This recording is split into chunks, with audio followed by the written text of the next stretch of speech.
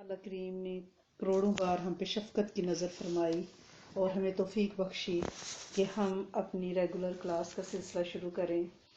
और हम हज़रत उस्मान गनी की बात कर रहे थे, ज़ुल्नुरैन, दो नूरों वाले, उनकी बात कर रहे थे जिनसे फरिश्ते भी हया करते हैं, जो शर्म हया के पैकर हैं। और हम बड़े खुशकिस्मत हैं कि हम इतनी बड़ी हस्ती के लिए बात कर रहे हैं। अल्लाह करीम हमारे इस बैठने को और इस जिक्र को इंशाअल्लाह हमसे, हमारी नस्लों से, उम्मत के जमूई नस्ल से, हमारे ग्रुप की तरफ से कबूल फरमाए। तो हमने साथ साथ दो जो पिछले हमारे लेक्चर थे उसमें हमने ये देखा कि हज़रत उस्मान गनी पर बिला वजह लोग जो हैं वो यानी ऐसी बातें कर रहे हैं कि जैसे वो ना आटा गूंथते हुए हिलते क्यों हैं, बहाने ढूंढ रहे थे। इस सारे बहाने में अब ये तो लोकली लोगों के अंदर फितने खड़े हो रहे थे ना। एक जो जमात है ना अब्दुल्ला बिन सबा की, जो सबाई जमात है, उसका बहुत बड़ा हाथ है। तो लिहाजा मैं आपको पहले ये बताना चाहूंगी कि ये फितना उठा कहाँ से, ये अब्दुल्ला बिन सबा था कौन। ये यानी अब्दुल्ला बिन सबा जो है ना, मिस्र में बैठे बैठे साजिशें करने वाला एक ऐसा शख्स है कि जिसने इतना नुकसान पहुंचाया है हज़रत उस्मान गनी के इस पूरे दौर को कि मुसलमानों को हिला के रख दिया है। ये नाम तो इसका अब्दुल्ला बिन सबा है और इब्ने सौदा के नाम से ये मशहूर है। ये सना का यहूदी था। सना शहर का नाम है, नाम होता है ना लड़कियों का सना, ये शहर का नाम है सना।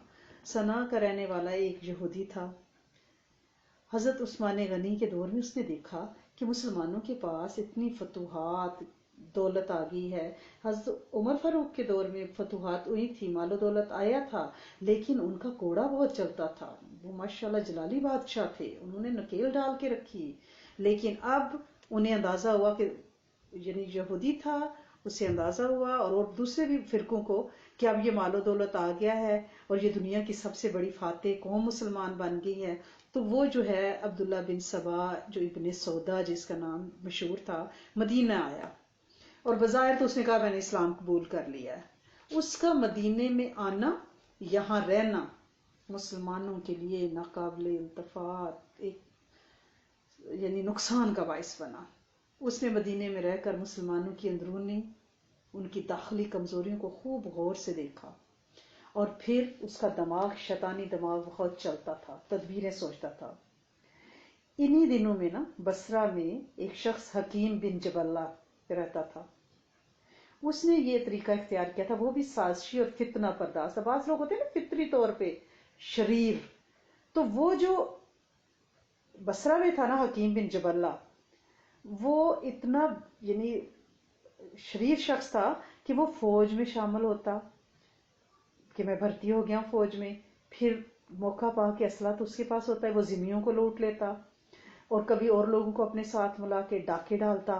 और इस डाका जनी की जो खबरें हैं ना, वो मदीना में हज़रत उस्मान तक पहुंची। तो उन्होंने बसरा के हाकिम को लिखा कि हकीम बिन जबल्ला को शहर के अंदर जो है ना नजरबंद कर दो, वो ना शहर से निकले यानी मैसूर हो जाए। अब्दुल्ला बिन सबा जो है ना मदीना में जो था, वो हकीम बिन जबल्ला की हालात सुनकर मदीना से निकला। उसने कहा ये तो मेरा हम पल्ला, मेरी साजिशी ज़ेन का बंदा है। तो लिहाजा वो बसरा पहुंचकर हकीम बिन अब्दुल्ला के मकान के उसके साथ रहने लगा। यानी ये दो फितने इकट्ठे हो गए। यहाँ उसने हकीम बिन जबल्ला और उसके जरिए, इसके दोस्तों के जरिए लोगों से ताल्लुक पैदा किए और अपने आप को ये कहा कि मैं मुसलमानों का हामी, खैर ख्वाह और मैं आले रसूल हूँ, नाउजुबिल्लाह। और लोगों में फसाद अंगेज ख्यालात पैदा करने लगता। कभी कहता कि मुझे ताज्जुब है कि मुसलमान इस बात के तो कायल हैं, यानी वो गलत गलत। अब ना अब यहाँ से आप देखिएगा कि शीयत की इब्तिदा होनी शुरू हुई है ना। तो ये अब्दुल्ला बिन सबा उसका बानी है, ठीक है। उसने कहा कि मैं हैरान हूँ कि लोग जो हैं मुसलमान जो है इस बात को तो मानते हैं कि हजरत ईसा अलैहिस्सलाम दोबारा आएंगे, लेकिन इस बात को नहीं मानते कि नबी करीम सल्लल्लाहु अलैहि वसल्लम दोबारा आएंगे। चुनांचे उसने मुख्तलिफ कुरान की आयतों की गलत गलत तफसीर सुनाकर मुसलमानों का अकीदा खराब करना शुरू कर दिया और कहा कि नबी करीम सल्लल्लाहु अलैहि वसल्लम की दुनिया में नाउजुबिल्लाह मराजियत जरूर होगी। और बहुत से अहमक जाहिल उसकी बातों पे आ गए। और उसने कहा कि हर नबी का एक खलीफा और वसी हुआ करता है, حضرت محمد صلی اللہ علیہ وسلم کے وصی حضرت علی کرم اللہ وجہہ ہیں. حضرت علی کرم اللہ وجہہ کے کانوں کان خبر نہیں تھی کہ ان کے لیے کیا یہ پھیلا رہا ہے فضولیات. جس طرح نبی کریم صلی اللہ علیہ وسلم خاتم الانبیاء ہیں، اسی طرح حضرت علی کرم اللہ وجہہ خاتم الاوصیاء ہیں، یعنی وصی ہیں، اور جتنے بھی وصی دنیا میں گزرے ہیں ان کے خاتم ہیں. پھر اس نے اعلانیہ کہنا شروع کیا. مجھے یہ پڑھانا بہت ہی مشکل ہے یہ بات کرنا، لیکن میں کلیئر کرنا چاہ رہی ہوں، کیونکہ جب ہم سیرہ کو ڈیٹیل سے پڑھنے جا ہی رہے ہیں، اور کیوں نہ ہم یہ دیکھیں کہ یہ جو فتنے ہیں جو اس وقت اتنا خون خرابہ شیعہ سنی کے نام پہ ہو رہے ہیں، یہ اٹھا کیسے ہے. تو یہ عبداللہ بن سبا اور حکیم بن جبلہ اس کی بنیادوں میں موجود ہیں. اور پھر انہوں نے اعلانیہ یہ کہنا شروع کیا عبداللہ بن سبا نے کہ لوگوں نے نبی کریم صلی اللہ علیہ وسلم کے بعد حضرت علی کرم اللہ وجہہ کے سوا دوسروں کو خلیفہ بنا کر ان کی بڑی حق تلفی کی ہے. اب سب کو چاہیے کہ حضرت علی کرم اللہ وجہہ کی مدد کریں اور موجودہ خلیفہ کو قتل یا معزول کر کے حضرت علی کرم اللہ وجہہ کو خلیفہ بنا دیں.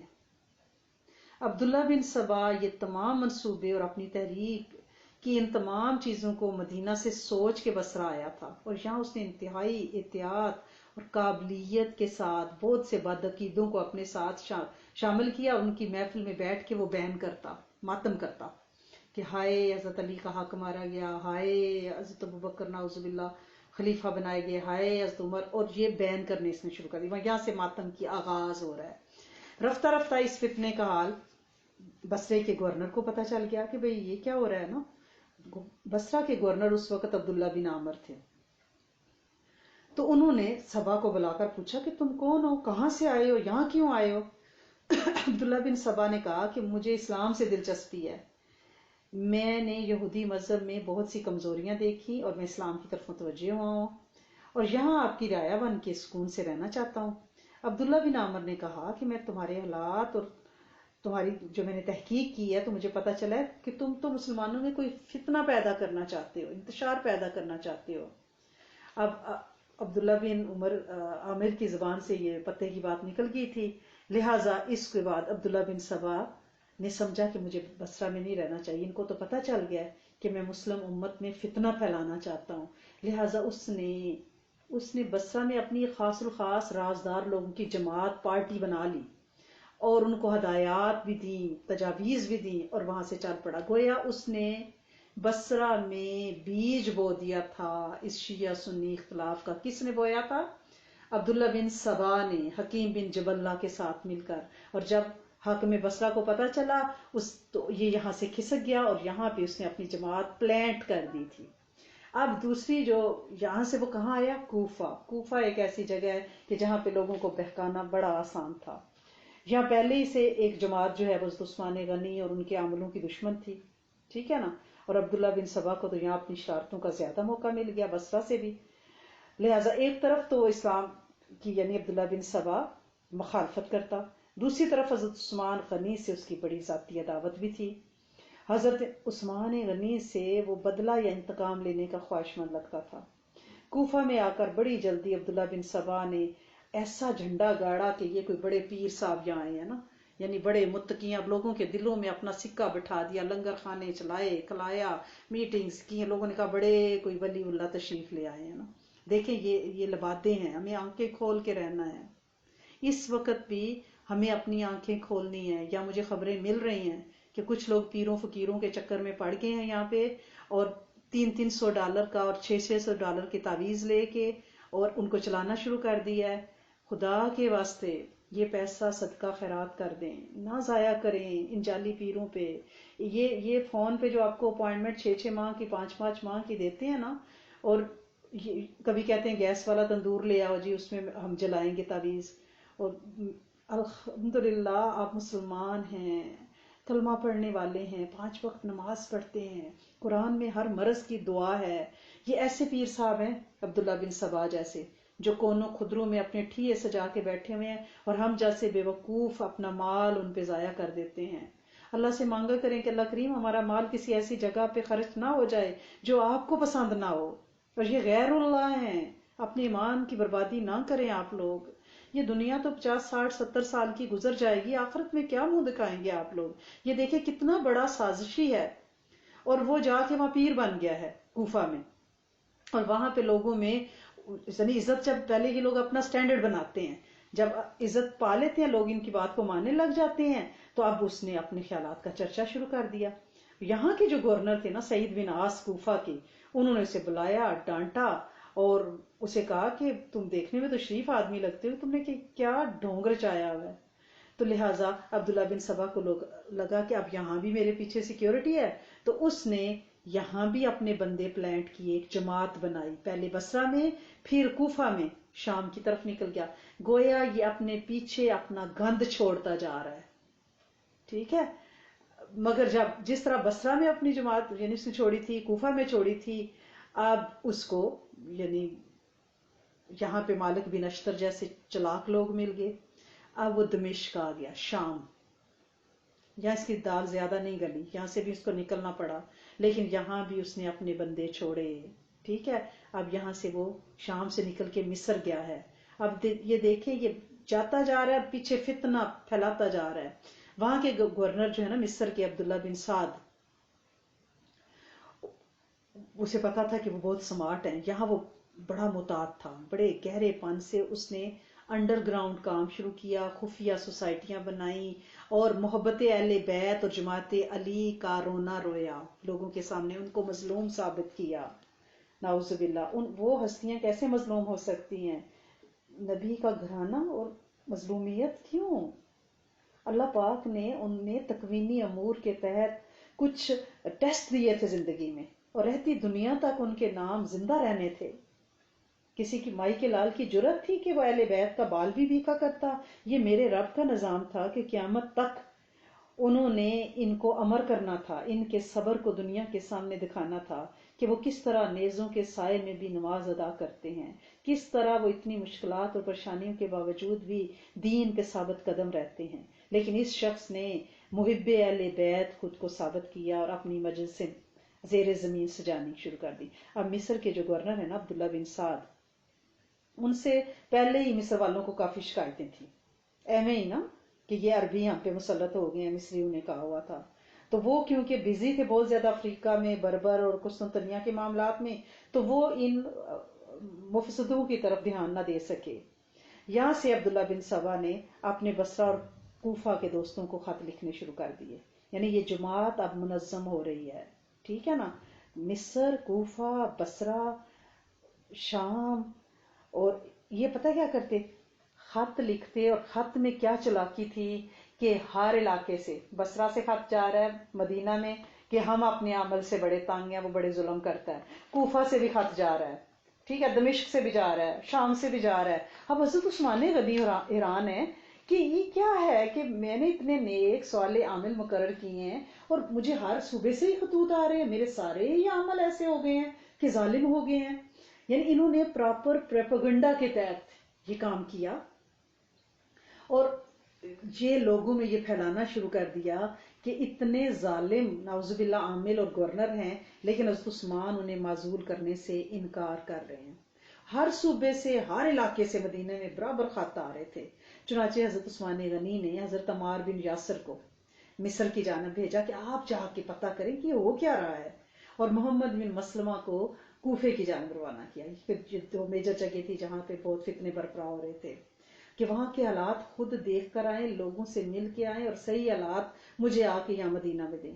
اما حضرت عمار بن یاسر جب مصر پہنچے تو وہاں کے ان لوگوں نے جو عبداللہ بن سعد یعنی جو گورنر تھے ان سے ناخوش تھے، اور ان لوگوں نے جو عبداللہ بن سبا کی جماعت سے تعلق رکھتے تھے، انہوں نے حضرت عمار بن یاسر کی برین واشنگ کی، انہیں اپنے ساتھ ملا کے اپنا خیال بنا لیا، اور ان سے کہا کہ آپ مدینہ نہ جائیں، آپ یہاں ہی رہ جائیں۔ حضرت عمار بن یاسر اتنے سادہ لو صحابی تھے، وہ وہاں ہی رہ گئے۔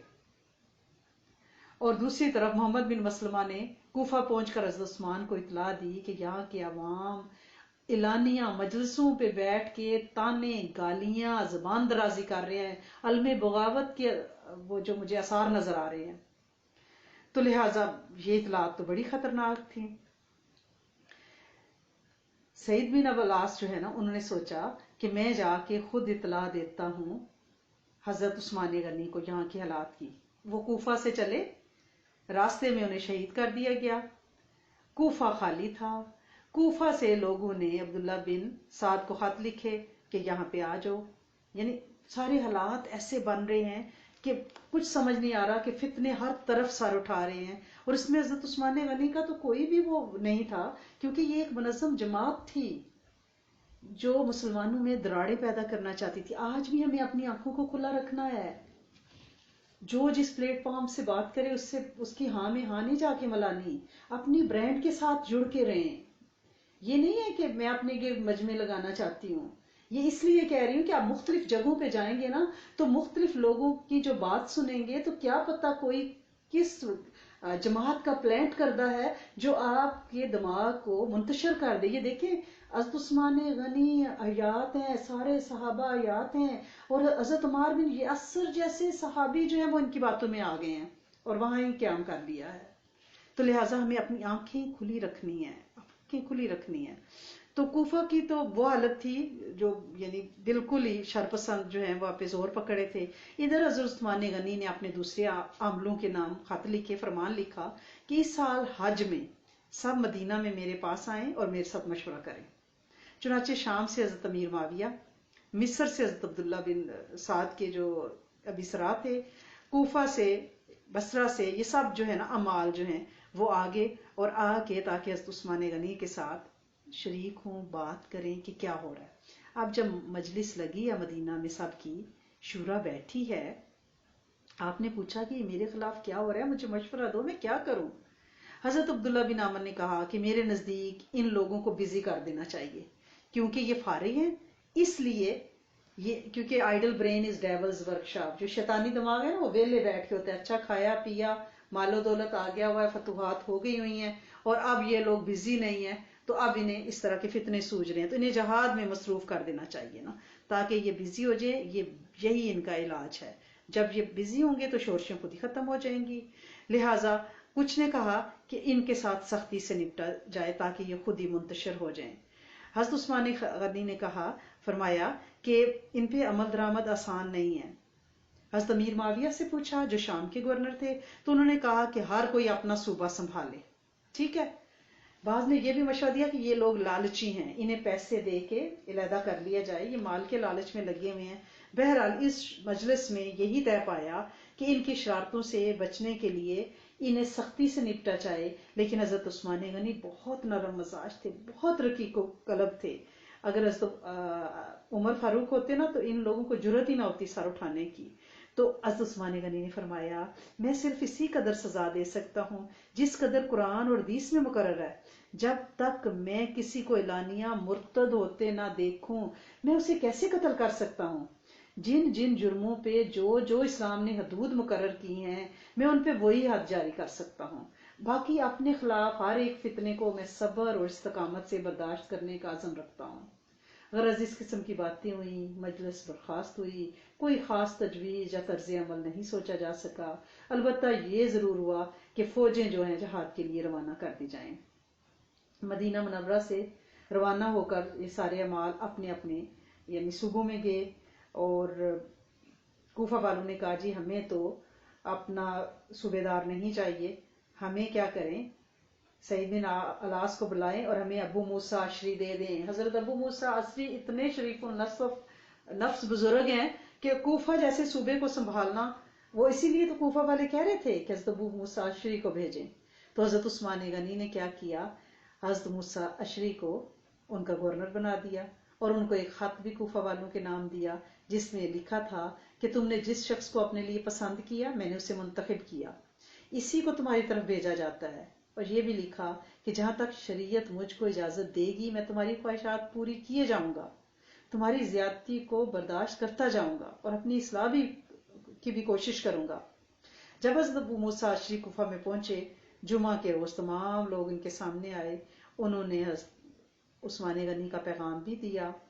لگتا تھا کہ کچھ نا مطمئن ہو گئے ہیں، لگ رہا تھا کہ جیسے سکون آ گیا، لیکن سبا کے جو عبداللہ بن سبا کے جو گروہ والے تھے نا، جو حضرت عثمان غنی سے ذاتی اعمال رکھتے تھے، انہوں نے حضرت ابو موسیٰ اشری کے سامنے خطوط اور شکایات کے ڈھیر لگانے شروع کر دیے، اور خطوط مدینہ میں بھی لکھنے شروع کر دیے، یعنی وہ باز نہیں آئے، انہوں نے اور منظم ہو گئے، کیونکہ اب ان کے اوپر جو گورنر بن کے آئے ہیں حضرت ابو موسیٰ اشعری، وہ بزرگ بھی ہیں اور سادہ لوگ بھی انتہائی ہیں۔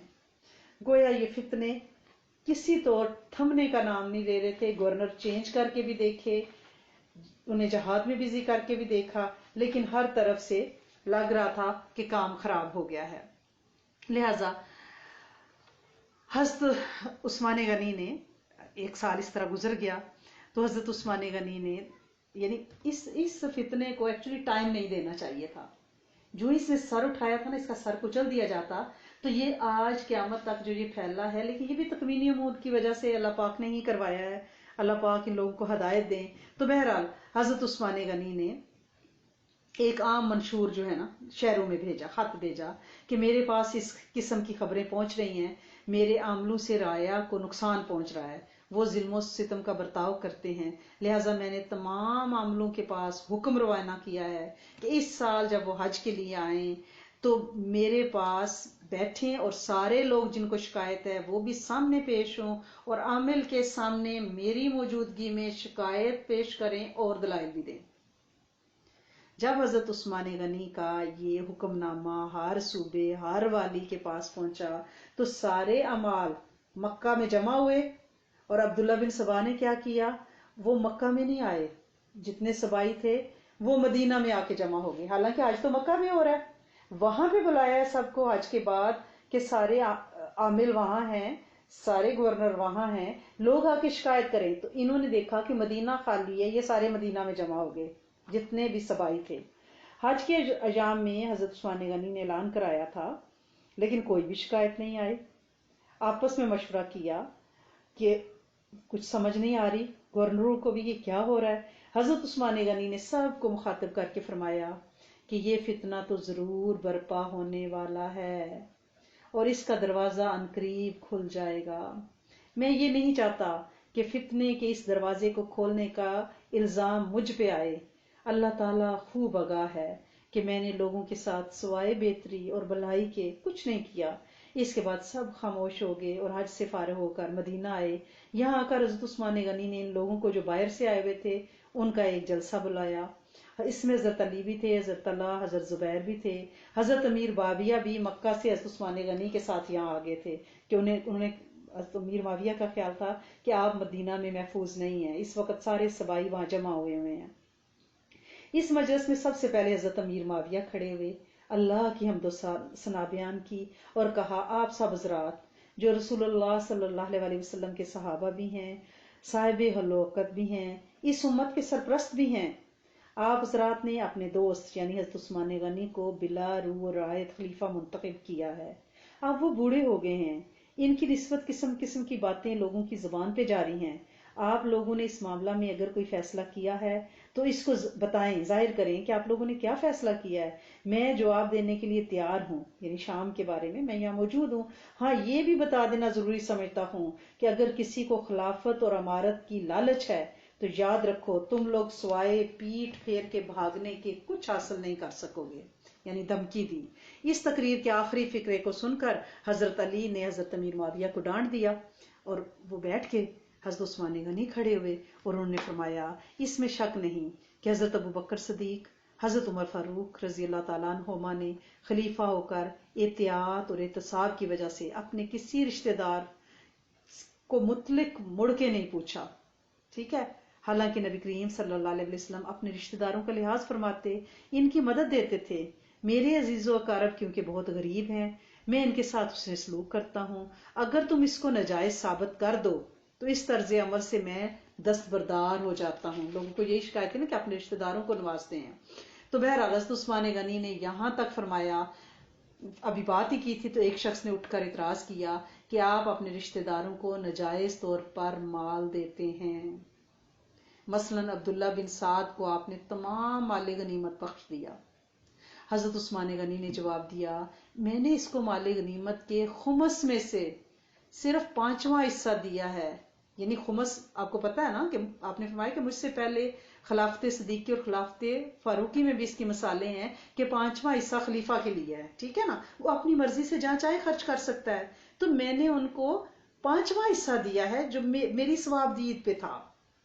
इसके बाद एक और शख्स खड़ा हुआ और उसने कहा कि आपने अपने अजीजों अकारब को अमारतें और हुकूमतें दे रखी हैं, यानी वाली और गवर्नर बनाया हुआ है। मसलन माविया बिन अबी सफियान, जिसको आपने मुल्क शाम पर अमीर बना रखा है। बसरे की अमारत आपने हजरत अबू मूसा अशरी को मजूल करके इनकी जगह अब्दुल्ला बिन आमर अपने रिश्तेदार को दी है। कूफे की अमारत से मुगीरा बिन शोबा को जुदा करके वलीद बिन उकबा अपने रिश्तेदार को लगाया है। इसके बाद सईद बिन अलास को भी आपने अमीर बनाया है। ये सुनकर हजरत उस्मान गनी खड़े हुए तो उन्होंने जवाब दिया, जिन लोगों को मैंने अमारतें दी हैं वो मेरे अकारब नहीं है, वो अपने उद्दू का काम करने की सलाहियत काबिलियत भी रखते हैं, सिर्फ मेरे रिश्तेदार नहीं है। अगर वो आप लोगों की राय में अमारत के काबिल नहीं है और मुझ पर इनकी बेजा यानी रियायत का इल्जाम है, तो मैं इन लोगों की जगह दूसरों को लगा देता हूँ, दूसरे मुकर्रर कर देता हूँ। चुनाचे मैंने सईद बिन आस को इनकी अमारत से जुदा करके कूफा में हजरत अबू मूसा अशरी को बना दिया है। इसके बाद एक शख्स ने कहा कि आप बिला इस्तेहकाक नाकाबिल रिश्तेदारों को अमारतें आप देते हैं और जो वो इन अमारतों की अहल ही नहीं है। मसलन अब्दुल्ला बिन आमर एक नौजवान शख्स है, इसको वाली नहीं बनाना चाहिए था। हजरत उस्मान गनी फिर खड़े हुए और आपने फरमाया कि अब्दुल्ला बिन आमर अक्लो फरासत, दीनदारी और काबिलियत में बहुत मुमताज हैं। महज नौजवान होना तो कोई ऐब नहीं है ना। हजूर सल्लल्लाहु अलैहि वसल्लम ने सामा बिन जैद को 17 साल की उम्र में अमीर बना दिया था। इसके बाद एक और शख्स खड़ा हो गया, उसने कहा कि आपको अपने कुंबे वालों से मोहब्बत है, आप इनको बड़े बड़े अतियात देते हैं। हजरत उस्मान ने जवाब दिया, अहले खानदान से मोहब्बत करना कोई गुनाह तो नहीं है। मैं इनको अगर अतियात देता हूँ तो बैतुल माल से नहीं देता, अपनी जाती जेब से देता हूँ। बैतुल माल से तो मैं अपने खर्च के लिए भी एक कौड़ी नहीं लेता, अपने रिश्तेदारों के लिए कैसे ले सकता हूँ? और अपने जाती माल का मुझे इख्तियार है, मैं जिसे चाहूं दूं।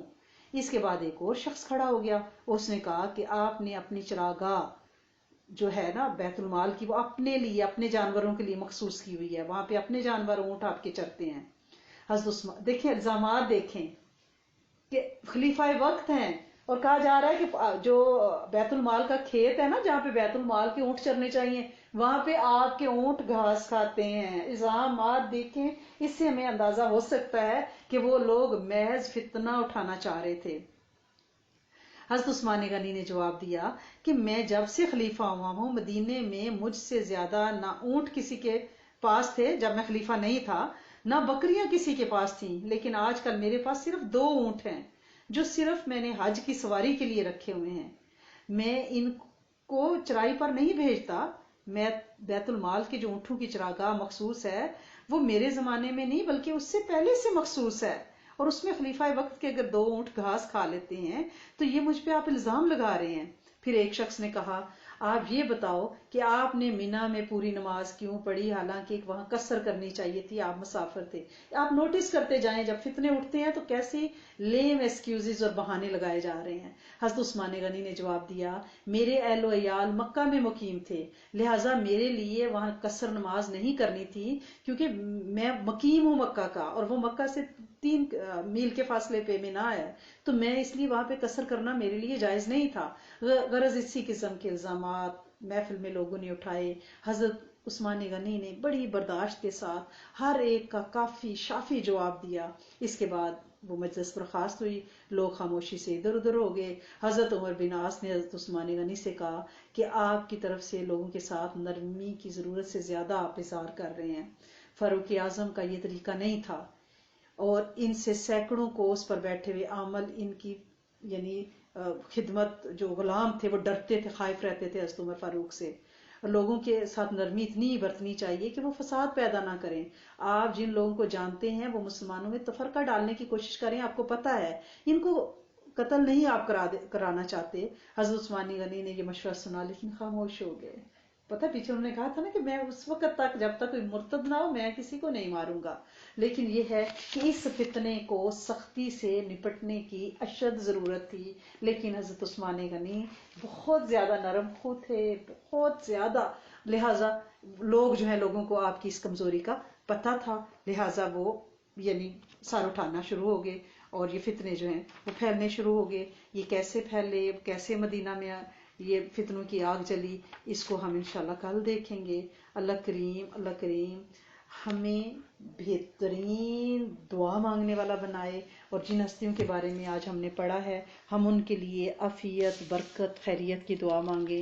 آج 1450 سال بعد بیٹھ کے ہمیں کوئی حق نہیں پہنچتا کہ ہم ان پہ کسی قسم کی انگلی اٹھائیں۔ صرف ان فتنوں کو بتانا ضروری تھا، نہ ہمارا یہ مسلک ہے کہ ہم کسی جماعت کے خلاف بات کریں۔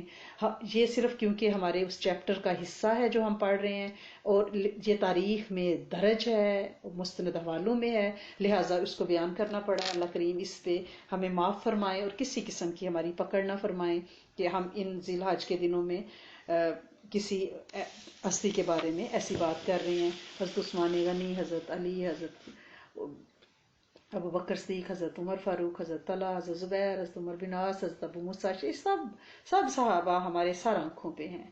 اللہ کریم ان کی قبروں کو روشن آباد رکھے، اور جہاں جہاں اس وقت ان کی نسلیں پال رہی ہیں اللہ کریم ان کو اپنی حفاظت کا خاص اثار دیں، جہاں جہاں وہ ہیں ان کے دین کو قائم دائم رکھیں، ان کی سخاوت، ان کے مال و اولاد کی برکتوں کو انشاءاللہ بڑھائے اور بہت بڑھائے انشاءاللہ العزیز۔ تو نبی کریم صلی اللہ علیہ وسلم کی سنت کی ہم بات ہر کلاس میں تھوڑی سی کرتے ہیں، اور جدید سائنس کے ساتھ اس کو دیکھتے ہیں، اور آج بھی ہم اپنے شیخ کی سنت نبوی اور جدید سائنس سے ہی فیض لیں گے کہ تیل اور کنگھی کا استعمال، کہ نبی کریم صلی اللہ علیہ وسلم سفر میں، حضر میں آپ کے سرہانے کنگھی ہوتی تھی، تیل ہوتا تھا، مسواک ہوتی تھی، تو یہ کنگھی اور تیل کا استعمال یہ سائنس آج کس نظر سے دیکھ رہی ہے۔ حضرت انس سے روایت ہے، یعنی ترمذی شریف کی میں آپ کو روایت سنا رہی ہوں، کہ نبی کریم صلی اللہ علیہ وسلم کثرت سے تیل لگاتے تھے، اپنی داڑھی شریف کو بھی کنگھی کرتے تھے اور سر کو بھی کنگھی کرتے تھے، اور سر مبارک پر جو امامہ شریف باندھتے تھے اس کے نیچے ایک کپڑا رکھتے تھے جو تیل کو چوستا رہتا تھا، اور حدیث مبارکہ کے الفاظ ہیں کہ وہ تیلی کا کپڑا معلوم ہوتا تھا، یعنی اتنا نچڑا ہوا ہوتا تھا، اتنا تیل سر پہ لگاتے تھے ماشاءاللہ۔ اور آپ سے کچھ عرصہ پہلے کچھ ڈاکٹروں نے اس بات پہ زور دینا شروع کیا کہ کوئی فائدہ نہیں دیتا جی تیل اور مساج، بچہ پیدا ہوا اور جتنی دیر ماں کی گود میں رہا ماں نے تیل لگایا، اور اس کے بعد وہ 60 سال کا ہو گیا، تیل کی اس نے شکل نہیں دیکھی، اور انہوں نے سوچا کہ ہم جو جدید تبرکات اپنے بالوں کو لگا رہے ہیں وہ شاید انہیں صحت مند بنا دیں گے، تو آج ہر دوسرا بندہ اپنے سر کے اوپر گنج لیے یا آرٹیفیشل بال اگائے یا ویگز لگائے پھر رہا ہے۔ تو یہ جو ہے یہ تیل نہ لگانے کی وجہ سے ایک سنت ہم نے چھوڑی ہے، ٹھیک ہے۔ اب جو ریسرچ سامنے آئی ہے وہ کیا ہے، بہت سے تجربات ہیں اس میں۔ سر جیمز ایک فزیو تھراپسٹ ہیں، انہوں نے تیل لگانے کے بارے میں لکھا کہ میں سمجھتا تھا، پہلے انہوں نے اپنا تجربہ اس ڈاکٹر نے بتایا فزیو تھراپسٹ نے، کہ میں سمجھتا تھا کہ سر پہ تیل لگانا وقت بھی ضائع کرنا اور پیسہ بھی ضائع کرنا ہے، لیکن ایک واقعہ جو ایسا ہوا جس نے مجھے حیران کر دیا۔ یہ کینیڈا کے ڈاکٹر ہیں، اور کیوٹر نامی ایک دیہات پہ وہ کہہ رہے ہیں کہ میں گزر رہا تھا روڈ پہ سے، میں نے ایک جگہ ایک شخص کو دیکھا، وہ دوسرے بیٹھے ہوئے بوڑھے شخص کے سر پہ کوئی چیز مساج کر رہا ہے نا، تو میں سمجھا کہ شاید کوئی ایمرجنسی ہے، کیس ہے نا، تو کیونکہ میں ڈاکٹر بھی تھا تو میں فوراً نیچے اترا اور میں نے پوچھا کہ کیا ہوا، خیریت ہے، آر یو اوکے؟ تو اس نے کہا کہ یہ میرا باپ ہے، یہ پاگل ہو گیا تھا، گھر سے دور نکل بھاگتا تھا، بہت علاج کرایا، بلکہ مشہور ڈاکٹر مور کے پاس بھی لے کے گئے، افاقہ نہیں ہوا، تو مجھے کسی نے بتایا کہ تم اپنے والد کے سر میں تیل کی مالش کرو۔ میں نے ایسا کرنا شروع کیا، 27 دن ہو گئے ایسا کرتے ہوئے، اور اب میرے والد بالکل تندرست ہیں۔ وہ ڈاکٹر کہتے ہیں کہ میں اس بات کو سن کے بڑا حیران ہوا، مریض کو غور سے دیکھا، ان کی رپورٹیں پڑھی، رپورٹوں کے مطابق تو وہ واقعی پاگل شخص تھا، اور اب وہ نارمل باتیں کر رہا ہے، کیونکہ کہتے ہیں یہ جو تیل ہے نا یہ ذہنی دباؤ، اعصابی کھچاؤ، سر کا پرانا درد، گردن اور پٹھوں کا درد، شانوں کا درد، اور اس کا یعنی مسلز کا پل ہو جانا، نظر کی کمزوری اور چہرے کی جھریاں، ان سب کے لیے یعنی آپ کی سکن کو بھی ٹائٹ رکھتا ہے، آپ کے پٹھوں کو بھی، یعنی ان کا کھچاؤ جو ہے نا اس میں یہ مفید ہے۔ اب یہ تو سوچیں کہ سنت ہے تیل لگانا، اللہ کے رسول صلی اللہ علیہ وسلم تیل کو اپنی بائیں ہتھیلی پہ ڈالتے، شہادت کی انگلی کے ساتھ پہلے اسے اپنی بھووں پہ لگاتے، آئی بروز پہ لگاتے، پھر اسے اپنے नाफ, नाक, कानों में, सर में अपनी शहादत की उंगली और अपने पोरों के साथ मसाज करते सर के बालों के अंदर, और ये बड़ी बाकायदगी से सफर हजर में भी करते थे। तो इसका मतलब ये हुआ कि तेल जो है उसका इस्तेमाल हमने अपनी जिंदगियों में शामिल करना है। नाफ में भी तेल लगाया करें, अपनी बैली बटन में, उसको ड्राई ना होने दें, आपके असाब बड़े नॉर्मल रहेंगे। और शावर लेने के बाद अगर आप टॉवल यूज ना करें, हल्का सा तेल हाथों पे लगा के अपनी पूरी बॉडी पे मसाज करें, आप इतने फ्रेश तरोताजा रहेंगे इंशाल्लाह। और आप थकेंगे नहीं इंशाल्लाह, अकेंगे नहीं, चिड़चिड़ापन नहीं आएगा। ये जो डिप्रेशन आम हो रहा है ना, जरा जरा सी बात पे चिड़चिड़ जाना और लड़ना और डांटना, कोई बंदा दूसरे को कबूल नहीं कर रहा, फैमिली कबूल नहीं एक दूसरे को करती, तो इस सारे ये ड्राइनेस जो रिश्तों में आ रही है, इसका इलाज आपके अपने पास है। अपने पाँव की हथेलियों, तलवों में मसाज करें, उससे आपको नींद अच्छी आएगी। अपने बच्चों के पैरों में मसाज करें, सरों में, कानों पे, बड़े होके तो शायद काबू ना आए, अब भी इनको रज के तेल लगाएं। और दूसरा है कंघी। जब हम कंघी करते हैं ना सर में, तो उससे एक एक ना गर्मी पैदा होती है, हमारे जो एक एनर्जी कन्वर्ट होती है। आपने कंघी, अगर लकड़ी की कंघी करेंगे, आपको याद है ना हमारी नानियों दादियों के पास लकड़ी की कंघी होती थी, एक तरफ उसके बारीक दंदाने और एक तरफ मोटे दंदाने होते थे। लकड़ी जब आप अपने सर पे ब्रश या कंघी करते हैं ना, तो आपके जो मसाम है ना बालों के, उनमें एक हरारत पैदा होती है, एक्टिविटी पैदा होती है, एनर्जी क्रिएट वो करते हैं। वो जो कंघी के साथ मिलके आपके मसाम में एनर्जी पैदा होती है, वो मसाम खुलते हैं, उनमें से एक खास किस्म का ऑयल निकलता है। आपने नोटिस किया होगा जब हम कंघी बार बार गीले बालों को करते जाते हैं तो ऑयली सा हो जाता है। तो उससे क्या होता है, उससे बालों का जो सर का असाबी निजाम है ना, वो जानदार भी हो जाता है, एक्टिव और अलाइव भी हो जाता है और ताकतवर भी हो जाता है। और जो हम रेगुलर कंघी करते हैं, ये इससे हमारे बाल सेहतमंद भी होते हैं, घने भी होते हैं। और इसमें हिकमत ये भी है कि अगर आप कंघी नहीं करेंगे, बालों में जरासीम अटक जाएंगे जो अंदर अंदर अंडे बच्चे देते रहेंगे, उससे आपको एक डिप्रेशन, सुस्ती और फिर जूं का बोमाज का बन जाएगा। लिहाजा कंघी और तेल को हमने अपनी जिंदगी में शामिल रखना है, सुन्नत समझ के, क्योंकि अगर सुन्नत समझ के करेंगे तो फायदा होगा, ठीक है ना। और दूसरा ये है कि किसी ने सवाल पूछा है कि जो लोग रूठ जाते हैं उनको कैसे मनाएं। आपने बात की है कि जिलहज सिला रहमी करें, रिश्तेदारों से अच्छा सलूक करें, तो रिश्तेदार तो हमें लिफ्ट नहीं कराते, हम क्या करें। पहली बात यह है कि रिश्तेदार आपकी चॉइस के नहीं है, ये रब्बी रिश्ते हैं। और इसमें दोस्त आपकी चॉइस के ना, आपको एक जगह पसंद नहीं, आपने उसको छोड़ा, सलाम दुआ रहने दी, दूसरा दोस्त बना लिया, लेकिन रिश्ते तो नहीं बदले जा सकते ना। लिहाजा इनके साथ निभाना मुश्किल काम है। वो कहते हैं ना इट्स नट्स, तो ये नट्स हैं। लिहाजा इनको निभाने के लिए आपने सिर्फ लिव एंड लेट लिव, जियो और जीने दो के उसूल पे अमल करना है। ज्यादा पींगे नहीं डालनी, गूढ़ी बातें नहीं करनी। उससे क्या होगा कि फिर जब आप बहुत ज्यादा क्लोज हो जाते हैं, फिर राज एक दूसरे को देते हैं, और फिर वही वीक पॉइंट आपके एक दूसरे के खिलाफ रिश्तेदार इस्तेमाल करते हैं। लिहाजा सलाम दुआ रखें, खैरियत पूछें, अगर वो मुश्किल में है उनकी मुश्किल हल करें, बीमार हैं उनकी बीमार पुरसी करें, ठीक है ना, शॉर्ट बात करें, ठीक है। और उसको मनाने का तरीका क्या है, क्या मैं कुछ अमाल हैं जो बड़े मुजरब हैं, मैं आपको बता देती हूँ। हर खानदान में कुछ ना कुछ रिश्तेदार जरूर नाराज हैं, तो लिहाजा जो आप कर सकें। सूरत तौबा की आखिरी 2 आयात, एक दफा आपने ये अमल करना है। जो भी नाराज रिश्तेदार है, आप दिन के या रात के ऐसे पहर में जब आपके पास सुकून हो, आप चुप करके दुरूद शरीफ पढ़ें, एक कोने पे बैठ के आखिरी 2 आयात सूरत तौबा की, लक़द जाकुम। मैं आपसे कहती होती हूँ ना कि ये बेहतरीन नात भी है मेरे रब की, ये मेरे रब की, मेरे हबीब सल्लल्लाहु अलैहि वसल्लम की बेहतरीन नात है, और अल्लाह करीम की बेहतरीन हमद है। एक आयत नात है पहली, लक़द जाकुम, और दूसरी क्या है, आखिरी रब्बुल अर्शिल करीम, वो हमद है। तो लिहाजा इसमें इसमें आजम की निशानदेही उलमा ने की है।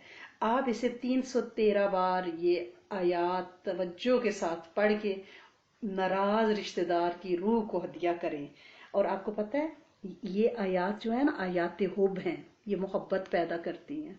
لیکن نیک عمل کے لیے اس کو آپ نے استعمال کرنا ہے، غلط کاموں کے لیے نہیں، ٹھیک ہے؟ تو آپ رشتہ داروں کے دلوں میں آپ کے لیے انشاءاللہ محبت پیدا ہوگی، اور کدورتیں نفرتیں دور ہو جائیں گی، اور انشاءاللہ نارمل حالات ہو جائیں گے۔ یہ ایک دفعہ آپ کی عمل ضرور کر لیں، بلکہ ایسا کر لیں کہ پورے خاندان اور امت کی نیت سے ایک دفعہ کر لیں بیٹھ کے، کہ اللہ کریم جس جس کے دل میں ہمارے لیے نفرت اور کدورت ہے، کوئی بھی ہم نے اسے معاف کیا، ہم اس کی روح کو یہ ہدیہ کر رہے ہیں، پوری امت کے جن و انس کے بھی ہاف پہ یہ عمل کر رہے ہیں، اللہ کریم اس کی تاثیر ہماری قیامت تک کی نسلوں میں عطا فرمائیں۔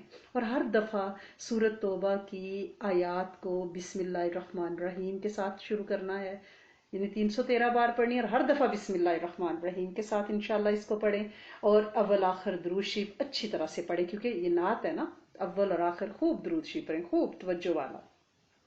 ایک اور عمل بھی ہے بہت زبردست، یعنی میاں بیوی بھی تو ناراض ہو سکتے ہیں نا، وہ بھی تو رشتہ دار ہے نا، میاں سے بڑا رشتہ دار کون ہوگا ہمارا؟ تو لہٰذا اگر ایسا کوئی معاملہ ہو جائے، بعض بچیاں میسج کرتی ہیں کہ میاں بالکل مہینوں سے بات نہیں ہماری ہوئی، تو اس کا بڑا ہی مجرد طریقہ ہے، صدیوں سے چلا آ رہا ہے، آپ لوگوں نے سنا ہوگا کالی مرچوں کا عمل۔ وہ کیا ہے کہ 11 کالی مرچیں لینی ہیں، ہر مرچ پہ 1100 مرتبہ، سوری 100 مرتبہ، 1100 تو بہت زیادہ ہے، یعنی ٹوٹل 1100 مرتبہ یا ودود پڑھنا ہے، اور پھر وہ مرچیں چولہے پہ جلا دینی ہیں۔ انشاءاللہ میاں بیوی میں خوب محبت ہو جائے گی۔ یعنی آسان سا عمل ہے، 11 کالی مرچیں لینی ہیں، ہر مرچ کے اوپر 100 دفعہ یا ودود پڑھنا ہے کہ اللہ کریم محبت پیدا فرما دیں۔ یہ میں اعمال جو بتا رہی ہوں، یہ پلیز آپ نے نیک اعمال کے لیے کرنے ہیں، غیروں کی محبت کے لیے نہیں کرنے، ٹھیک ہے؟ الٹا ہو جائے گا کام۔ پھر ایک یہ بھی ہے کہ آپ کا کوئی رشتہ دار آپ سے ناراض ہے، اعمال اس لیے بتا رہی ہوں کہ اگر جب بھی جو آپ کو آسان لگے آپ کریں۔ کبھی زندگی میں ایسا ہو جاتا ہے، ہماری کچھ بچیاں جو ہیں وہ ڈائریز بنا رہی ہیں، لکھ رہی ہیں، وہ کہہ رہی ہیں ہم اپنے بچوں کو ریسپی بکس نہیں دیں گے، زندگی میں ہم ان کو اعمال کی بکس دیں گے، تو بہت اچھا عمل ہے الحمدللہ رب العالمین۔ تو ایک یہ ہے کہ کوئی آپ سے ناراض ہے نا، آپ اس کے سامنے جا رہی ہیں، آپ کو پتہ ہے کہ اماں جی کو غصہ چڑھ جائے گا، جائیں گے ایک دم سے، یا بچے کو غصہ چڑھ جائے گا، یا میاں کو یا بیوی کو، تو کیا کرنا ہے کہ 5 انگلیوں پہ، 5 انگلیاں نا آپ کی دائیں ہاتھ کی، تو آپ نے ایک ایک انگلی پر جو حروف مقطعات تھی، کاف ہا یا عین صاد، ٹھیک ہے، یہ ایک ایک انگلی میں ایک ایک بار پڑھ لیں 5 انگلیوں پہ، اور مٹھی بند کر لیں۔ جب بندے کے پاس جائیں تو وہ مٹھی کھول دیں۔ یہ ہم لوگ اپنی پرنسپلز کے لیے کیا کرتے تھے، جب ان سے کوئی بات منوانی ہوتی تھی نا، تو یہ لیکچررز کے لیے بڑا مفید ہے نا۔ کیا کچھ بھی نہیں کرنا، آپ نے کیا ہا یا عین صاد ایک ایک انگلی پہ پڑھ کے مٹھی بند کر لینی ہے۔ جب آپ ناراض شخص کے پاس جائیں تو اس مٹھی کو آہستہ سے بسم اللہ الرحمن الرحیم پڑھ کے کھول دیں، تو اللہ کریم انشاءاللہ ان کے دل میں محبت، یہ ٹوٹکے ہیں، ٹھیک ہے نا۔ ایک عمل جو پہلے بھی آپ کو بتایا ہوا ہے کہ اول آخر درود شریف پڑھ کے بما تسمیہ 1 دفعہ سورۃ فاتحہ اور 3 دفعہ سورۃ اخلاص پڑھ کے جو بندہ ناراض ہے اس کی روح کو ہدیہ کریں کہ اللہ کریم میں اسے گفٹ کرتی ہوں، آپ اس کا دل میری طرف سے صاف کر دیں، وہ راضی ہو جاتا ہے۔ ایک عمل یہ بھی ہے کہ سورۃ یاسین آپ توجہ کے ساتھ پڑھیں، اول آخر درود شریف پڑھ کے، ہر عمل کے شروع اور آخر میں درود شریف ضرور پڑھنا ہے، پڑھ کے ناراض شخص کی روح کو سورۃ یاسین ہدیہ کریں، وہ راضی ہو جائے گا، ٹھیک ہے نا۔ اور آپ کو پتہ ہی ہے کہ سورت جو ربنا حب لنا من ازواجنا، سورت فرقان کی آیت 74 جو ہے، اس کو آپ ایک تسبیح پڑھ کے ناراض میاں بیوی بچے بہویں ساسیں ان کی روح کو ہدیہ کریں، انشاءاللہ وہ آنکھوں کی ٹھنڈک بن جائیں گے، آنسو نہیں بنیں گے۔ اس آیت میں یہ تاثیر ہے۔ ایک یہ بھی ہے کہ ناراض بندے کا تصور کر کے سلام قولا من رب الرحیم سورۃ یاسین کی آیت کو توجہ کے ساتھ پڑھیں کہ جیسے اللہ پاک انشاءاللہ جنتیوں پہ سلام بھیجیں گے نا، تو بالکل وہی سلامتی اس آیت کے ساتھ اس بندے پہ اتر رہی ہے، اور اس کے دل سے میرے لیے بغض اور ناراضگی دور ہو رہی ہے، اور وہ اس پہ وہ سلامتی میرے رب رحیم کی نازل ہو رہی ہے، اور وہ سلامتی والا دل جو ہے وہ مجھ سے راضی ہو رہا ہے، خفا نہیں رہ رہا، ٹھیک ہے نا۔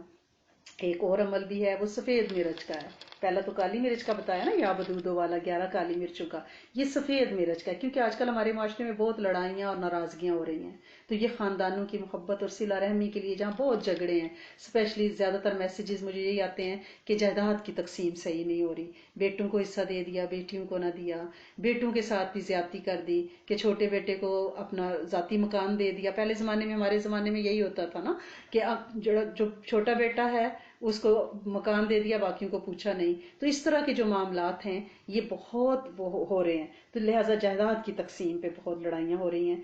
तो बेवा जो है उसको कोई हिस्सा नहीं दिया जा रहा कि अम्मा जी लुढ़कती फिर रही हैं। एक बेटे के पास गई, उसने धिक्का दिया, बहू ने कहा निकलो यहाँ से, हमने वेकेशन पे जाना है।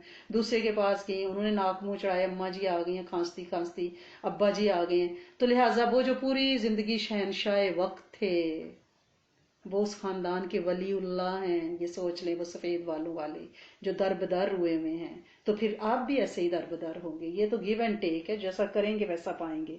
तो ये इसलिए मैं ये अमाल बता रही हूँ कि ये जो बहुओं, बेटियों दामादों में जो नफरतें हैं वो ख़त्म हो जाएं। तो सफ़ेद मिर्च का जो अमल है वो ये है कि हर नमाज के बाद एक मरतबा सूरज यासीन एक सफ़ेद मिर्च पे पढ़नी है और इस मिर्च को जला देना है। और दिन में यानी 5 नमाजों के साथ एक एक सफ़ेद मिर्च, एक होती है ना काली मिर्च गोल वाली, ब्लैक पेपर, एक वाइट पेपर है, उसको आपने उस पे पढ़ें। और ये भी बहुत ही ज़बरदस्त जो है मोहब्बत का अमल है। और दूसरा ये भी है कि हमारे जो कपड़े हैं जो हम पहनते हैं उस पे बहुत ज़्यादा ख़ानदानों में ये होता है कि किसी का पहना हुआ कपड़ा लिया, उस पर जादू करा दिया। या आजकल बड़े पीर इस तरह के आ गए, उल्टे उल्टे कलाम और काले जादू सीख के।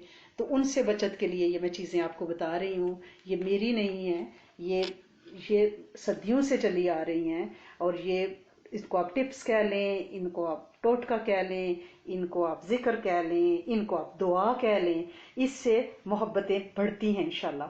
तो अगर आप चाहते हैं कि आपका कोई यूज्ड कपड़ा जो है वो कहीं जाए, तो किसी के हत्थे चढ़ जाए पहना हुआ कपड़ा, तो उस पे कोई जादू, कोई टूना, कोई जिक्र, कोई सहर ना करवा सके, तो उसका बहुत ही आसान तरीका है कि जब भी आप कपड़ा पहने ना, तो आप जैसे शर्ट पहन रहे हैं तो आप सूरत अल-नशरा पढ़ लें, ऊपर का जो आपका टॉप है, ठीक है। आप जेरे नाफ यानी शलवार पजामा पैंट ट्राउजर शॉर्ट्स पहन रहे हैं तो आप मुअव्वज़तैन पढ़ लिया करें वो। और आप दुपट्टा ले रहे हैं, आप कलमा पढ़ लिया करें, अपना स्कार्फ, हिजाब, टोपी। तो इंशाल्लाह उन कपड़ों पे कभी जादू नहीं होगा। आपने मुअव्वज़तैन पढ़ा है, आपने अल नशरा पढ़ा है, आपने कलमा पढ़ा है सर के कपड़े के लिए, और इंशाल्लाह वो कायम दायम होगा। मियाँ बीवी में भी झगड़े हो रहे हैं बहुत ज़्यादा, और ये जो आयात हुब जो मैंने आपको अमाल बताए हैं, इनमें एक ये भी बड़ा स्ट्रॉन्ग अमल है कि इशा की नमाज के बाद, यानी वो बच्चियों के मुझे तो ज़ाहिर फ़ोन आते हैं, उन्हीं की काउंसलिंग अल्लाह पाक ने तौफीक दी हुई है। तो वो कहती हैं कि मियाँ घर ही नहीं आता कई दिन तक, पता चला कि वो कागजी निकाह करके, और नहीं गैर कागजी निकाह करके और कोई और रखी हुई है खातून, और घर वालों को पता ही नहीं है, बच्चे रोलते फिर रहे हैं। भाई खातून रखनी है, निकाह करना है तो कोई मना नहीं है, लेकिन उसमें यह है कि फिर आपने बैलेंस करना है, इंसाफ करना है। कुरान में जहाँ 4 बीवियों का हुक्म है वहाँ ये भी है, यानी इजाज़त दी गई है, वहाँ ये भी है कि अगर आप चारों को बराबर के हकूक दे सको, इंसाफ कर सको, ये ना हो कि एक को लटकता छोड़ दो, ये कुरान के अल्फाज हैं का मफहूम है। तो लिहाजा उसके लिए क्या है कि बीवी को या शोहर को अगर ये है कि बीवी लिफ्ट नहीं कराती, तो सूरत वद्दुहा इसमें भी हुब है बहुत ज़्यादा कि आप इसे 111 मरतबा इशा के बाद पढ़ें, एक दफ़ा ये अमल करें। इंशाल्लाह शोहर मुरीद बन जाएगा या बीवी मुरीदनी बन जाएगी इंशाल्लाह अज़ीज़। और अगर घर में फिर भी लड़ाइयाँ झगड़े हैं, कुछ ये अमल आपको मुश्किल लग रहा है, तो सूरत अनफाल की आयत नंबर 63 वालिफ बैना कलूबिहिम, ये 11 मरतबा आप इशा के बाद पढ़ लिया करें। इंशाल्लाह झगड़े ख़त्म हो जाएंगी, मोहब्बत पैदा हो जाएगी। और अगर ये अमाल आपको लंबा लग रहे हैं तो या वदूदों को आप अपनी तस्बीहात में शामिल रखें। 1001 मरतबा इसका पढ़ना ख़ानदान को जोड़ के रखता है, बच्चों में मोहब्बतें ज़रूर, यूजली पेरेंट्स कह रहे हैं कि बच्चे आपस में बहुत लड़ते झगड़ते हैं, तो 1001 मरतबा या वदूदो आप पढ़ें और उसको मीठी चीज़ पे दम करें, अपनी चीनी के डब्बे पे कर दिया करें, हनी की बाटल पे, तो खिलाएं बच्चों को, पानी पे दम करके पिलाएं। और फजर की सुन्नतों के बाद अगर आप 41 मरतबा 41 مرتبہ سورۃ والضحیٰ پڑھ لیں تو یہ بھی گھریلو جھگڑوں کو ختم کر دیتا ہے، خاندان والوں کی ناراضگیوں کو ختم کر دیتا ہے۔ تو اللہ کریم ان اعمال کی برکتیں ہمیں عطا فرمائیں، اور اس مہینے کی، اس عشرے کی انشاءاللہ برکتیں عطا فرمائیں، ہم سب سے راضی ہو جائیں۔ دعا کر لیتے ہیں۔ اللہ کریم آپ لوگوں کی حاضری کو لگا لیں، آپ کے بیٹھنے کو قبول فرما لیں، اور آپ کی نسلوں کو اس بیٹھنے کی تاثیر عطا فرمائیں، اور فتنوں سے بچائیں، اور اس دور کے صبائی فتنوں سے ہماری اور ہماری نسلوں کی انشاءاللہ حفاظت فرمائیں۔ اللہم صلی علی سیدنا محمد فی اولی کلامنا، اللہم صلی علی سیدنا محمد فی اوسطی کلامنا، اللہم صلی علی سیدنا محمد فی آخری کلامنا۔ اللہم انک ملیک مقتدر ما تشاء من امر یکون، وبالحق انزلناہ وبالحق نزل وما ارسلناک الا مبشرا ونذیرا۔ یا ودود صلی علی محمد وآلہ وصحبہ انک رحیم الودود۔ یا اللہ یا رحمان یا رحیم یا ذو الجلال والاکرام، یا حی یا قیوم برحمتک نستغیث، سلام قولا من رب الرحیم۔ اے میرے کریم مالک، اے میرے سونے آقا، تو اولین کا اول، آخرین کا آخر، تیرے پاس سارے خزانے، ہم سارے منگتے ہیں۔ اللہ سونے تو اپنے خزانوں کو منہ کھول دے، اور امت کے دکھ اور تکلیفوں کو دور کر دے، امت سے راضی ہو جا۔ اللہ کریم اس وقت ہمارا سب سے بڑا مسئلہ تیری رضا کا حصول ہے، اور بے ہدایتیوں سے بچنا ہے، غیر اللہ سے بچنا ہے۔ اللہ کریم جہلی پیروں فقیروں سے بچنا ہے، جادو ٹونے تعویذات سے اللہ کریم بچنا ہے۔ اے میرے کریم مولا، اپنے ساتھیوں کو جو یہ اعمال بتائے اپنے بزرگوں سے لیے گئے، اے میرے کریم مالک ان کی تاثیر انہیں عطا فرما، تاکہ یہ خود اپنے پیر بنیں، یہ قرآن اور تیرے ناموں سے تاثیر لیں، یہ غیر اللہ کی طرف نہ جائیں۔ اللہ کریم وہ مال جو ان کا ان ٹھیوں پہ لگ رہا ہے، اللہ کریم وہ تیرے بندوں کی مخلوق کی فلاح پہ لگے، صدقے خیرات زکوٰتوں پہ لگے، صدقہ جاریہ پہ لگے۔ اللہ کریم مخلوق پیاسی ہے، اللہ کریم ان کے لیے پانی کا یہ بندوبست کروائیں۔ اللہ کریم مخلوق بے لباس ہے، ان کے لیے یہ لباسوں کا اہتمام کریں۔ اللہ کریم مخلوق بھوکی ہے، ان کے لیے یہ لنگر چلا دیں۔ اے میرے سونے مالک، ان جعلی پیروں کے اللہ کریم دندوں کو تو غارت کر دے میرے کریم مالک، میرے سونے آقا۔ اے میرے کریم مالک ہماری ہر فتنے سے مدد فرمائیں، بچاؤ کی تدابیر اللہ کریم عطا فرمائیں۔ اللہ کریم کسی صبائی اللہ کریم فتنے میں امت کو ملوث نہ فرمائیں۔ اللہ کریم سارے فرقوں کو باہم شیر و شکر کر دیں، اور اللہ کریم ہر کوئی دوسرے کا اکرام اور احترام کرے۔ اللہ کریم حضرت عثمان غنی کو پڑھا ہے۔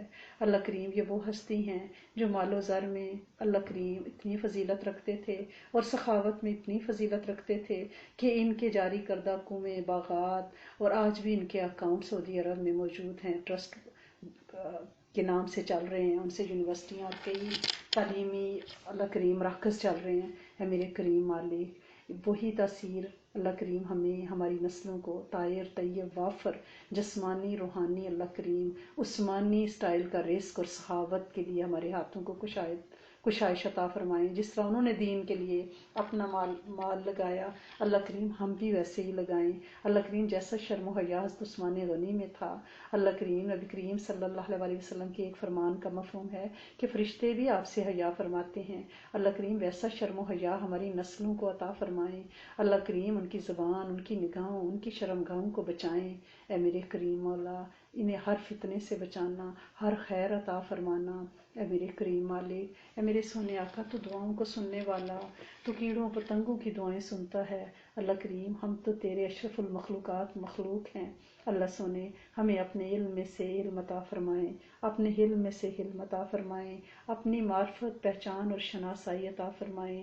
اللہ کریم آخری بول کلمہ بتائیں، اللہ کریم کلمہ عطا فرما دینا اپنی رحمت سے، آخری وقت میں کلمہ عطا فرما دینا۔ اللہ کریم ہم آپ کے سامنے کلمہ پڑھ کے امانت رکھواتے ہیں، اللہ کریم یہ کلمہ ہمارا آخری بول بنا دینا۔ اللہ کریم اس وقت ہمارے آس پاس نزا فضا میں لوگوں کو یہ نہ کہنا پڑے کہ کلمہ پڑھو۔ اللہ کریم آپ ہماری امانت ہمیں ضرور لٹانا۔ کائنات عرش فرش میں ہمیں آپ سے زیادہ کوئی امین نہیں نظر آیا، ہم یہ امانت کس کے پاس رکھوائیں؟ اللہ کریم یہ کلمہ ہم توسیع کے لیے، تجدید ایمان کے لیے بھی آپ کے سامنے پڑھ رہے ہیں، اور امانت بھی رکھوا رہے ہیں۔ لا الہ الا اللہ محمد الرسول اللہ۔ اللہ کریم یہ کلمہ ہمارا آخری بول بھی بنانا اور ہماری نسل سے اس کو نہ چھیننا، ہماری نسل میں کوئی غیر کلمہ کو زوج اور جوڑا نہ بنانا، کوئی غیر فطری زوج نہ بنانا۔ اللہ کریم کوئی ایسا نکاح نہ ہو جو طلاق میں منتج ہو۔ اللہ کریم ہر نکاح سدا قائم رہنے والا، برکتوں، خوشیوں اور سکون والا ہو۔ اے میرے کریم مالک، زوجین میں محبت، عافیتیں، برکتیں عطا فرما، ہر گھر میں سکھ چین عطا فرما۔ اللہ کریم ڈپریشن سے بچائیں، اللہ کریم اس موذی مرض سے بچائیں، اللہ کریم سنتوں پہ عمل کرنے والا بنائیں۔ اے میرے کریم مالک، اے میرے سونے مالک، ہم سے راضی ہو جائیں۔ اللہ کریم تیری تکبیرات پڑھ رہے ہیں، اللہ سونے تیری عظمت اور بڑائی بیان کر رہے ہیں۔ جب تیری عظمت اور بڑائی بیان کر رہے ہیں تو اللہ کریم اپنی کمزوری واضح کر رہے ہیں۔ اللہ کریم یہ تکبیرات تکبر سے بچاتی ہیں، اللہ کریم عاجزی دیتی ہیں کہ ہم بڑے نہیں ہیں، ہمارا بڑا عرشوں پہ مزین متمکن ہے، ہم بڑے کمزور، بڑے ہی نیوے لوگ ہیں۔ اے میرے کریم مالک، ہمیں تکبر سے بچانا، عاجزی عطا فرمانا۔ اللہ کریم مخلوق میں بڑی بیماریاں عام ہیں، اللہ کریم بہت سے پیارے اللہ کریم اس موذی مرض کا شکار ہو چکے ہیں، اللہ کریم اس وبا کا شکار ہو چکے ہیں۔ اللہ کریم مدد فرمائیں، اللہ کریم مدد فرمائیں، اللہ کریم کفایت فرمائیں، اللہ کریم کفالت فرمائیں، اللہ کریم شفائیں عطا فرمائیں، جسمانی روحانی شفائیں عطا فرمائیں، جسمانی روحانی شفائیں عطا فرمائیں۔ اے میرے کریم مالک، اے میرے سونے آقا، ہمارے گھروں کو سکھ چین کے گھونسلے بنا، برکتوں والے گھر بنا، عافیتوں والے گھر بنا۔ اللہ کریم تاجروں کی مدد فرما۔ اللہ کریم آج عثمان غنی کو پڑھا ہے، اللہ کریم تجارت میں برکت عطا فرما، روزی روزگاروں میں برکت عطا فرما۔ اللہ کریم لوگوں کے اڑے ہوئے کام ہو جائیں، اللہ کریم لوگوں کی راہیں کھل جائیں، اللہ کریم لوگوں کے لیے آسانیاں پیدا فرما۔ اللہ کریم مال کی کشائش اس لیے مانگتے ہیں کہ تیری مخلوق پہ خرچ کریں، اللہ کریم مال اس لیے مانگتے ہیں کہ تیری مخلوق کے دکھ دور کریں۔ اللہ کریم جسمانی اور روحانی رزق دے کے رکھنا، اللہ کریم جسمانی اور روحانی شفائیں دے کے رکھنا۔ اللہ سونے شفائیں اس لیے مانگتے ہیں کہ تیرے لیے روزے رکھیں، تجھے راضی کرنے منانے کے لیے لمبے قیام، سجدے، صلاۃ تسبیح، اللہ کریم تیرے دین کو پھیلانے کے لیے در در گھر گھر کے سفر کریں، رات جگے کریں تجھے منانے کے لیے۔ اے میرے کریم مالک، شفاؤں کو متوجہ فرما، عطاؤں کو متوجہ فرما، عافیتوں کو متوجہ فرما، برکتوں کو متوجہ فرما۔ تیری منت ہے میرے سونے مالک، تیرے کن کی محتاجی ہے، تو کن کہہ دے گا سکھ آ جائیں گے۔ اللہ کریم ہر بچے کو بہترین زوج، اللہ کریم ہر گود کو بہترین اولاد، اللہ کریم جو اولادیں دی ہیں ان کو نیک، صالح، عافیت، برکت والا بنانا، آنکھوں کی ٹھنڈک بنانا، سونے انہیں علت ذلت قلت سے بچانا۔ اللہ کریم عزتیں، شان، مرتبے، اللہ کریم علم، حلم، عاجزی کے ساتھ عطا فرمانا۔ اللہ کریم قرآن کو ہمارے سینوں میں محفوظ رکھنا۔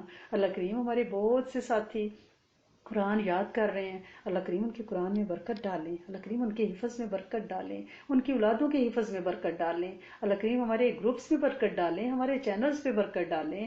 اللہ کریم ہمارے بولوں کو اللہ کریم اخلاص، اللہ کریم عاجزی عطا فرمائیں، اللہ کریم نفع بخش علم عطا فرمائیں، اور اللہ کریم دین کا کام، یہ چاکری، یہ نوکری، اللہ کریم اس سے نکالنا نہ، ہماری نسل سے بھی یہ کام لینا، امت کی جنوں انس سے یہ کام لینا۔ اللہ کریم ہم میرے نبی کے شہر کی حفاظت فرما، اللہ کریم حجاز مقدس کی حفاظت فرما، اللہ کریم اپنے شہر کو تو نے امن والا شہر کہا ہے اس کی حفاظت فرما، اللہ کریم بیت المقدس، اللہ کریم اس کے ارد گرد 40 سے زیادہ انبیاء آئے ہیں، اللہ کریم اس کی ویرانیوں پہ رحم کر۔ اے میرے کریم مالک، پوری دنیا میں اللہ کریم جہاں جہاں پینڈیمک پہنچا، اللہ کریم فتنے پہنچے، اللہ کریم تیری آزمائشیں پہنچیں، اللہ کریم اس جرثومے کو تو حکم دے کے واپس بلا اور امت پہ عافیتیں، خیریں اور برکتیں نازل فرما۔ اے میرے کریم مالک، میرے دیس کی خیر، اس کی ہواؤں فضاؤں کی خیر، اس کی گلیوں بازاروں کچہریوں، اللہ کریم وزیروں مشیروں فقیروں حکمرانوں کی خیر، اللہ کریم اس کی سرحدوں کی حفاظت فرما، اس کے تاجروں کی حفاظت فرما، اللہ کریم ہمارے بہن بھائیوں ان کی نسلوں اولادوں کی حفاظت فرما۔